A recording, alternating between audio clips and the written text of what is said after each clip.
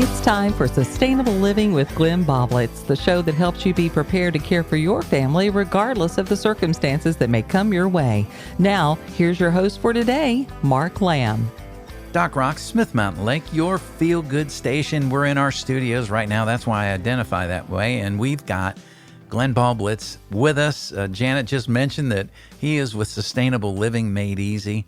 And, you know, we talked about a lot of stuff before we cracked the mics open, and we decided we're maybe going to do a show one day and just talk about and have the pre-show show. Right. And see if people, you know, throw eggs at us or not. Yeah, or maybe our last show when the FBI rolls into, who knows. Right. So what are we talking about today, brother?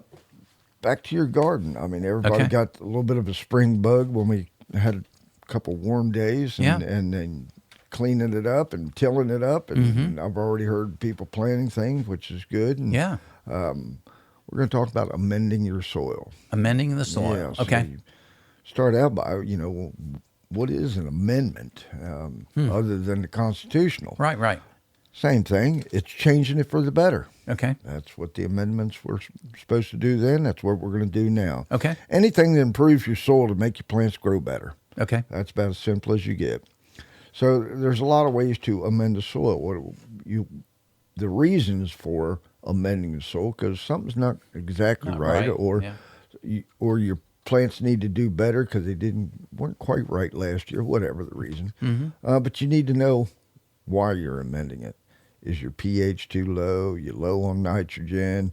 You know, my plants were weak and they just kind of pale looking. That's usually a sign of a nitrogen deficiency. Right. pH kind of governs everything, so you should really know that one. Okay. And they do sell little pH test kits, but you can also just take a sample down to your local ag department. Okay. Yeah. And the ag department will send that off for a small fee. It's like $20-25. All right. Not only will they check your pH, they will check all the nutrients. Okay. That's outstanding, especially if you have Nice. a larger garden Yeah. or a field. You know, that's how the farmers do it. They take little test samples from it, or they use a little more sophisticated satellite imagery. Okay. You can't afford that. Right. But you take your little sample, they'll send you a report back, and they'll say it's low on sulfur, it's low on calcium, it's low on nitrogen. Okay. So you just take that and you find the correct amendment to that. Now, you can do it naturally, or you can buy 10-10-10 fertilizer and Okay. put some on there, and, you know, off you go. Right. Chicken tea, cow manure, whatever it is All right, now, that you decide. Chicken that's how you tea. do. That's the first time Oh, I've yeah. heard that term. Well, there's two kinds of tea that we actually use at our place because they are a natural. They don't add any additional salts to the soil. Okay. Salts are bad, as you can imagine. Yeah. So chicken tea is nothing more than chicken manure Okay. that has been composted, Oh, okay. put in a liquid form so Right, you right. could pour it. Okay. If you've ever had to clean out a chicken house, that's not the most pleasant job in the world. Right. And it's kind of funky. So, Sure. but chicken manure is extremely potent. You put it, if you went So to it's the already chicken- concentrated. Yeah, to say the least. Okay. So if you just went in the chicken house, got a shovel full, said, I'm going to put it on my tomato plant, you would burn that tomato plant up. Okay. It is too potent. Right. So when you see fertilizers at the store, it'll say 10-10-10. Yes. It'll say 30-0-0. What do those numbers all mean? We'll get to all that. But Okay. but chicken manure would be one of those ones that have a really high first number, Okay. then high in nitrogen, and it would absolutely burn your plant up. So you have to Interesting. decompose that down. There's also an ammonia a component to most manures. That's why that ammonia needs to be broken down and combined with oxygen and nitrogen and creates a nitrate, ammonium nitrate. Gotcha. If you go to the store and buy 10-10 fertilizer, you look on the back, what's it made out of? It'll say ammonium nitrate. Right. That's where your nitrogen is going to come from. Okay. So all these numbers mean something in relation to whatever mineral or element is in the fertilizer. Okay. And they all react to your plants accordingly. So we'll get back to the pH. pH has to do with potential hydrogen. Now that means nothing to you or me. That's just the technical name of it. Okay. But what it really means is the soil acidic. Acidics, okay. Or is it alkaline or base? But it's alkaline or acidic. Now, Virginia soils are clay. And clay is nothing more than decomposed rock, but it's acidic soil. Okay. The clay and irons and things that are in our clay soils tend to be acidic. So that's why you see the farmers out here spreading lime on Virginia soils, because they are acidic. Some of the out west somewhere, it may have alkaline soils because of the mineral content out there. So they would want to raise the pH, actually just the opposite, lower the pH for an alkaline soil, raise the pH for an acidic soil. So what is pH? So they give it a specific number. You may have heard about it. Neutral soil, where just about everything can grow in neutral soil. If it's not acidic and it's not alkaline, it's right there. So it's a little chemistry class. Okay. So they send you back the little report and it says your soil is at 6.8. Well, a whole lot of vegetables don't like it on the acidic side. Okay. But a few do. Like blueberries. Blueberries are way down there. You know, they're down in the 5s. They'll handle it. But that's just what they like. Tomatoes, corn, they like it in that 7 range, 7.1, 7.2, you know, slightly alkaline. And that has to do with the nutrient uptake. A lot of chemistry going on underground, folks. Right, right. And the microbes are making it all happen. The mycorrhizal, they're making it all happen. The root system of the plant, they're pulling it in, but everything has to be like a combination lock. pH has to be right, or it won't be able to uptake the nutrients. So you can put on all the good stuff, fertilizers you want. If the pH is not right, the plant can't uptake it. So that's how critical it is. Right. So get that balanced out. And Okay. you can balance out that acidic soil. First, you have to have that test. You have to know how acidic it is, and then do a little math on whatever you get, the lime chart or whatever you decide to change it with. So if we want to change an acidic soil, red clay, it's going to have a low pH. You can use wood ash right out of your stove. Okay. Now you don't want to dump a shovelful on your tomato plant. What you want to do is spread it out evenly. Let that dissolve into the soil and do this stuff gradually. Okay. Which means another test next year. Now, if you continually to do this, because you don't want to try to change it so harshly, so fast that it burns your plant up, because all of these are concentrated amendments. So you need to do it gradually. You don't want to burn your plants up after all the work you did. Right. Baking soda. If you've ever seen a little experiment in science class where you took baking soda, added a little vinegar, and it fuzzes all up, right? Yeah. Well, you can imagine your soil being acidic, just like vinegar is. Okay. All right. And you add this baking soda, there's a chemical reaction that went on. And it neutralizes the acid, you know, just like the advertisement does for neutralizing the acid in your stomach. Right. Same principle. Yeah. So a little baking soda water will neutralize soils. If you're in a small batch and you're not going to buy a 50-pound bag of lime, you could do it with a little baking soda. Okay. Again, you do a little bit at a time.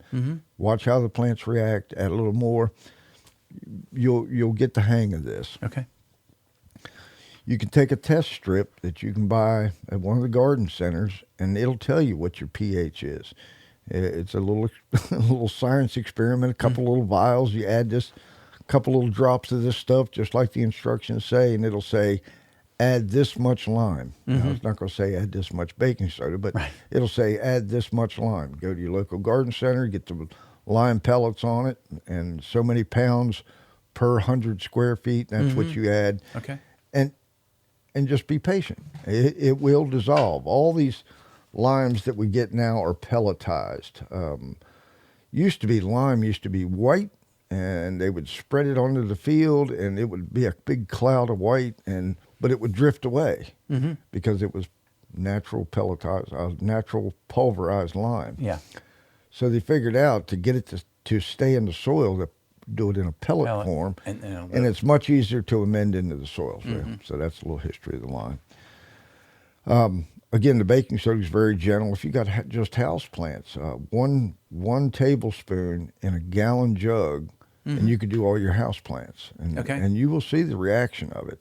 Right. Hopefully, it's a good reaction. But alkaline soils, if you already have a very high pH, and I can't imagine you having that, but in case you did, you can take aluminum sulfate, where after the sulfurs will break down the soil, a little chemistry going in the soil. The sulfur will break down and cause a reaction the same way the vinegar and baking soda reaction did. Okay. Only the sulfur will add acidic to the soil and bring that pH back down. Okay. So, and there's several kinds. You can get what they refer to as garden soil, which is a powdered soil, a powdered sulfur, and it will act very quickly. Very, but they also have pelletized sulfur, which is much better for you. You don't want to get sulfur on your hands because you can actually absorb sulfur in your hands. 2 days later, you'll be tasting sulfur. So you don't want to do this. Wow. So, and with any of these amendments, because they are potent, you should have the gloves, little painter's gloves, any kind of gloves, right. Especially the latex type, something to keep that stuff from absorbing your hand, because your hands are actually porous and go right in. That's why they say you got pores in your skin. Okay, well, don't pour the stuff into your skin. Some of these are caustic, which means they're a reactant to your skin. Right. And will burn you. You shouldn't handle any kind of fertilizer really with a raw skin, because it is a chemically reaction into your skin, or the oils in your skin and the water in your skin. All those react to chemicals. Some of these are chemicals if you think of them in that way. You don't want to handle them. You don't want to breathe them. The dust that comes off from a bag of fertilizer, that's terrible for you. So don't do that, A little precaution goes a long way. That's why just simply touching fentanyl can have a absolutely devastating effect. It is just, it's one of those chemicals that can be absorbed into your skin and have a bad reaction. Really bad. Another amendment would be organic matter. Now, we talk about this a lot. Organic matter can be a lot of things. The benefits of the organic matter is, one, it holds water. It has the ability to keep water around your root system of your plants. It acts like a sponge. You pick up a sponge, you look at it, you go, well, there's a lot of holes in that. Well, those holes on a microscopic level will hold water like little pockets. Makes sense? So organic material does that for you. So the water that you're carrying out to your plants and you put on stays there. You don't want to have to overwork yourself. Gardens are hard enough. True. There's also a source of carbon within organic matter. Now, organic matter can be grass clippings, mulch that you've gotten from local hardware store or local garden centers, or mulch can be leaves that you've gathered up and composted. Big compost bin, that's all organic matter. Whatever you put in a compost bin, if you've looked up how to make one of these things, it's all organic matter, and that's what we're after, which is a big source of the carbon. The world is a carbon-based planet. All living things are carbon-based. So obviously that's something you're going to need for your garden. And that's how it builds the cells. It uses that carbon. Provides aeration. The little pockets, if you would look at a rotted piece of leaf or a piece of charcoal, we talked about biochar, there are just millions of little pockets there that hold oxygen and water. Now, if it can hold the water, it can hold oxygen also. Right. So all those things are good for the root system. You don't want your root system in standing water. So if it'll hold the water for you and still be available to the root system, still have oxygen available, then that's a good thing for the plant. And the plant will do much better than heavy clay soils, which tend to be what they refer to as fat.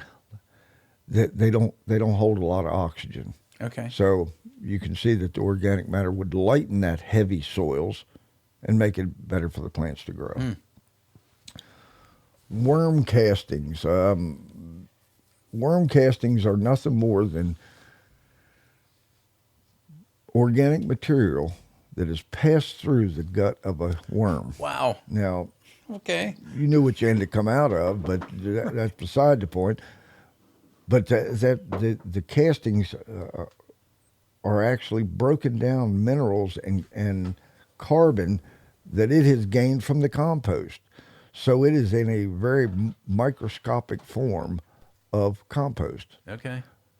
plus a bunch of amino acids and nutrients and all the things that you want for your garden. So the worms do a good job for you.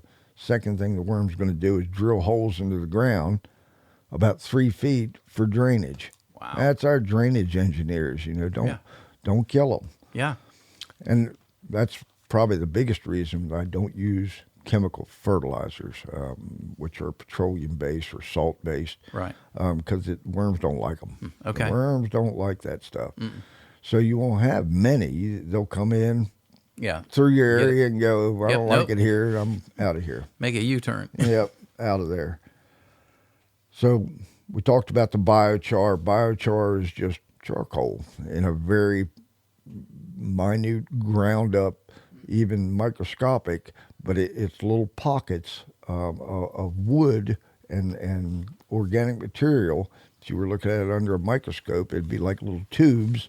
All the tubes hold water, they hold oxygen, they hold microbes. Okay. That's the condominium for microbes. That's what that is, biochar.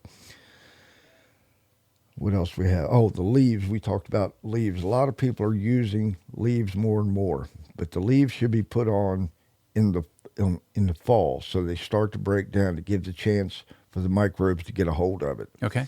And they'll cause the inner part of the leaf to be eaten up, and it'll be a skeleton of a leaf. You've seen them in the woods. You kick them over and you pick them up. Say, wow, that's cool. That's interesting. Well, that's because the microbes have eaten all the good stuff out of it, but all those little webs acts as drainage, and all the carbon's been released by the microbes.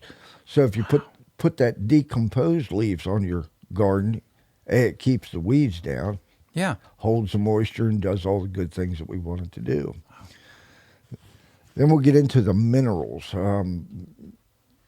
Every mineral that we use for the garden gets depleted at some point, and that's pretty much what's wrong with the farming industry right now. They've been farming the Great Plains because it was great for wheat, but they never replaced the minerals. They've used them up. Now that's hard to believe, but the only thing that they can do then is put back 10-10-10 fertilizer, nitrogen, phosphorus, potassium. There is a change happening. They're starting to realize that they need the minerals to keep the plants healthy, so they don't have to spray as much pesticide. Ah, okay. That's the whole reason that they have to spray pesticides. The plant is unhealthy. Yeah. It doesn't have an immune system because the immune system comes through picking up minerals and using them like a defense, including things like arsenic. Now, we all know arsenic is deadly. Right. But these plants have been using this for millions of years Right. to fend off bugs. Bug bites the plant, tastes arsenic, and goes, that tasted terrible. So they don't eat it. So that's the principle here. Wow. And in the same version, if the plant's not picking these minerals up because they've been used up, we eat the plant, and where's our immunity come from? 80% of it comes through our gut. So if we're not getting it through our diet, we are the weak plant again. So the pesticide for us is the doctor's office. They give us some medicine to cure some ailment we have, and it was all because of our diet. We have a poor diet. This is all making sense with when I learned about chasing radicals. You've heard that term. It's chasing things in our body that's not right. We need reset to it. eat better, and I can't blame the food industry for doing this or the farm industry for doing this.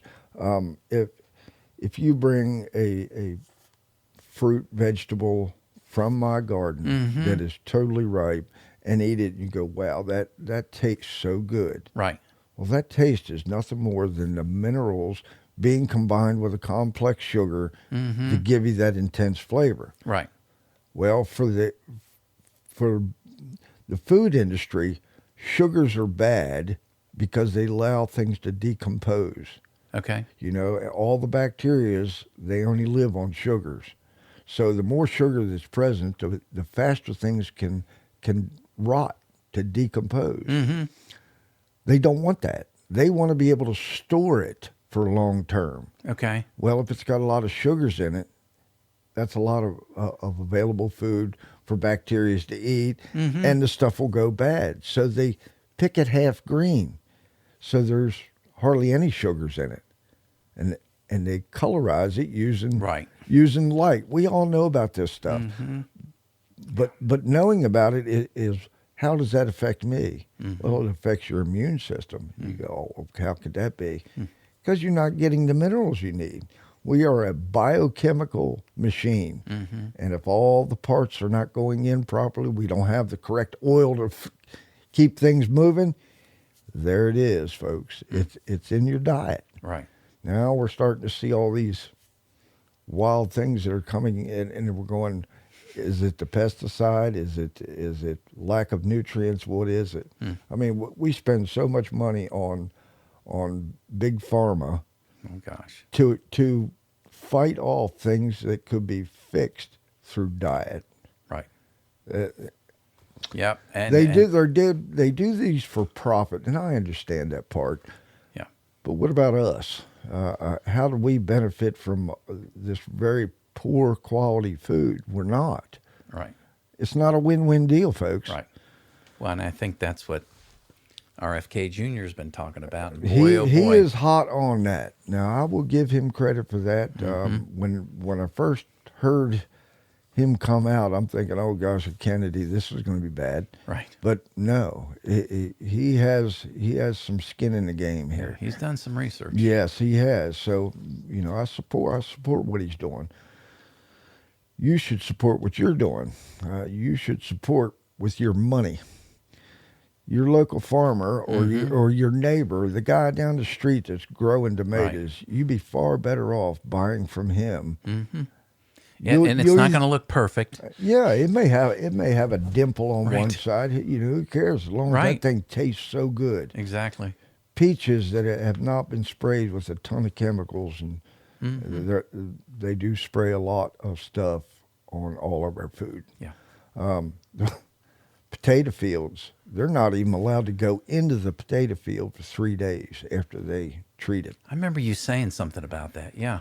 Which said something and right if you there. ask the potato farmer, do you eat these potatoes? He'll tell you no, because he knows what he sprayed on them.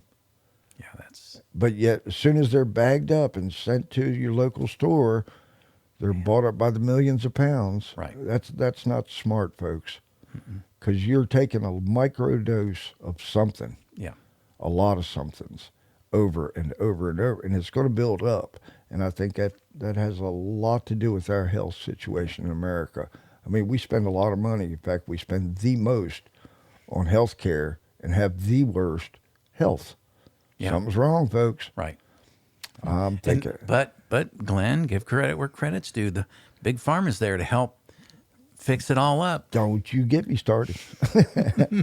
I mean, you got to Which is realize insane, they're in but- it. They're in it for the profits, Yeah. and I understand that. And the only way I can really argue with them is not to give them any money, Right. if I can. I mean, I take a goodie powder once in a while. Yeah, yeah. And that was a free advertisement right there, goodie. So I'll expect a check any day now.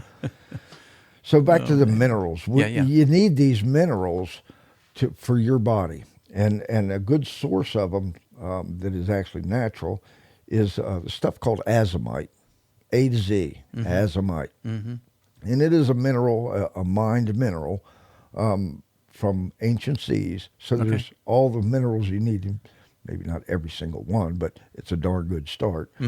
A 50-pound bag of that over a fairly average family-sized garden is sufficient. Okay. Now, what you've done is replacing some of that you've already taken out, and it's a very good start. It's not going to burn up nothing. That's my point. This is not like a super potent stuff that'll just cook your plants. It's not like that. Okay. There's another stuff called dolomite. Dolomite is an ancient clay, comes off the ancient sea floors. It's been mined. Same principle. Right. And it has like 70 minerals in it. Okay. So another good way to get it. Limestone that they grind up, and when you buy lime, now some of the lime is chemically treated and separated out. It's all white and pretty, or the natural limestone dust, which is nothing more than limestone rock, which is a sedimentary rock. Still the same thing, lots of minerals in it. Plus it helps lower the pH. Very slow acting. It's not going to burn your plants up. That's a good thing to have on your garden. The green sands. Have you ever hear that term, green sands? The green sands is also where they get the oils from. They're drilling in the green sands basin, and they inject steam down in it and get oil back. It pulls it back And up. Okay. they're thinking Interesting. it's mostly algae, ancient Really? algae. Wow. And of course it turned to sand green. But there's a lot of minerals in that. Wow. Because it was the algae in the ocean at one time. Interesting. Interesting stuff. And you only have to do it like once every 5 years.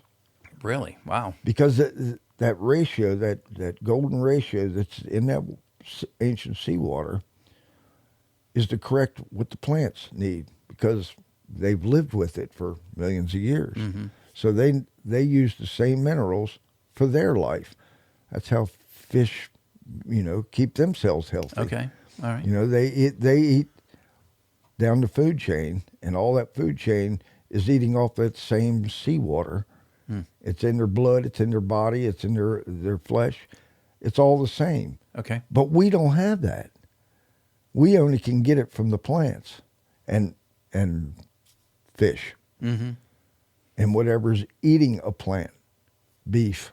Right. Right. So you can see that cycle Okay. must be balanced. Makes its way If the through. if the land Interesting. if the land is used up and the beef are eating off the land, you're not getting those minerals, and neither is the cow. Interesting. And they have to give them all these shots because they have no immune system, or a very low, weak immune system. Right. So you can see it all goes back to that plant and what it needs, and being good stewards of the earth, all those kind of things. And there's a reason for it, because it's smart. And there's a lot of people out there that are really starting to figure this out. Some of the pioneers were like Gabe Brown, Ray Archuleta, Joe Salatin. He's famous from Virginia. They're all trying to figure out how to get this information out to heal the land. And that's why they're calling what they're doing, restoration agriculture. You're restoring the land. Indians were pretty smart about this. We should have listened more. We should have really listened to them more, not put them on a reservation and forgot about them. Yeah. All right, well, back to the minerals.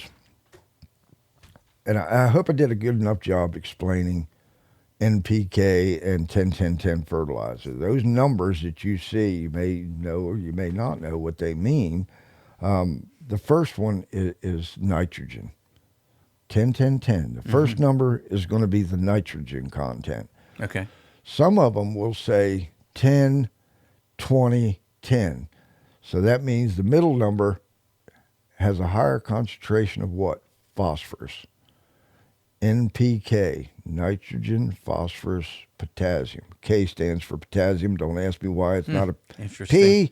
I think it's because the phosphorus already took the name. Okay, so we got nitrogen, phosphorus, potassium, 10, 10, 10. Nitrogen, it is the building block of all leaves and stem growth. It uses that in the carbon. They combine the two together in the presence of chlorophyll, and that's how photosynthesis actually works. Mm-hmm. The little pores in the plant will be stunted if you don't have nitrogen. They just don't grow well. It's like a stunted plant. That's about all you can say. It just does not have enough nitrogen to build the cells. So you have little short cells. Apparently that's what happened to me because I'm only like 5'6", so apparently I didn't have enough nitrogen. You pack a lot in that 5'6". My mother, yeah, dynamite's small too, but spark plugs, I'm thinking they're all of them good. But too much will burn the plants. Okay. If you dump too much nitrogen or you get some nitrogen, like there's one, dry blood. That's kind of gross sounding, but dry blood, yeah, and they get it from the slaughterhouses, dehydrated, of course, and you can sprinkle it on your plant or into your soil. But the first number is 30. So if fertilizer for lawn or gardens is 10, 10, 10, and this is 30, that is potent stuff. Sure. You would not want to put a shovel full of this on anything because it would just fry it instantly. Right. But if you spread it out over a large area, so that means you have a very high concentration of nitrogen in the dried blood. So you can use it sparingly. And not cheap, but it lasts a long time. When you buy that dried blood, the number that you see, and it's always going to have 3 numbers, is 3000. So it's all nitrogen. Okay. Hey, Glenn, let's take a break here, and blood is a good place to put a Band-Aid on. Put a Band-Aid on it. We'll be right back with Glenn Boblitz. You're listening to Sustainable Living Made Easy. Get ready for a new soundtrack for your life. Doc Rock, Smith Mountain Lake.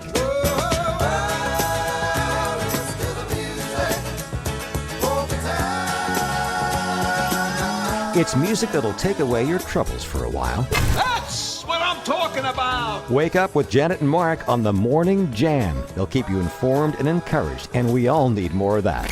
You say jam? You're invited to be a part of the Doc Rock family, your feel-good station. Doc Rock, Smith Mountain Lake. We're back with more Sustainable Living with Glenn Boblitz. Be sure to look for Sustainable Living on Facebook for even more information and follow-up conversations with other members. Now, here's your host, Mark Lamb. Back with Glenn. You were talking about, the blood and the 30. No, it was 0030. Is that right? No. Or 30 First number is always nitrogen, so it'll be 3000. That's just how let you know how potent that is. How in the world? These people that discover all this stuff, it just blows my mind. They study and work hard and lots of observations and tests and goodness gracious, some little geeky guy. Somebody you probably picked on in school. Yeah, taught the class and said, "This is what I found out." Yeah, and that's just through good science. Yeah, and not the Fauci type. Right, exactly. Good science. Good science. All right, so we talked about nitrogen, NPK for the fertilizer, 10, 10, 10. We're going through what each one does, what each one means. N was the nitrogen. Now we're on to the P. Phosphorus.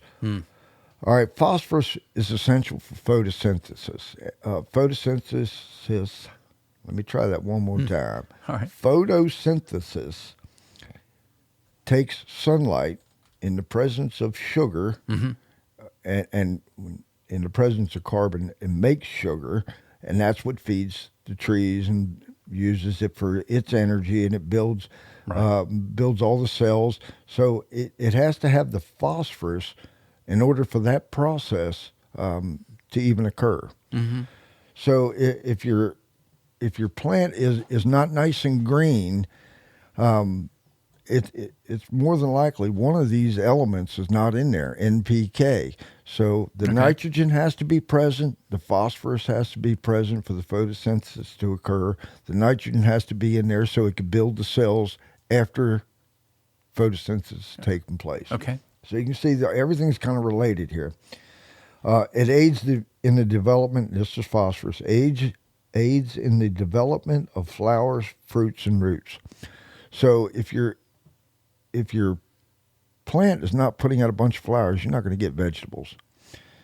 So if you have a plant, well, it looks good, it's nice and green, but it's just not putting out any flowers, and I don't understand why. Or your mama's flower garden is just not blooming as good as it used to. Right. It's because the phosphorus is probably low. Okay. So you would want a fertilizer that is for flowers, because that's what mama wants.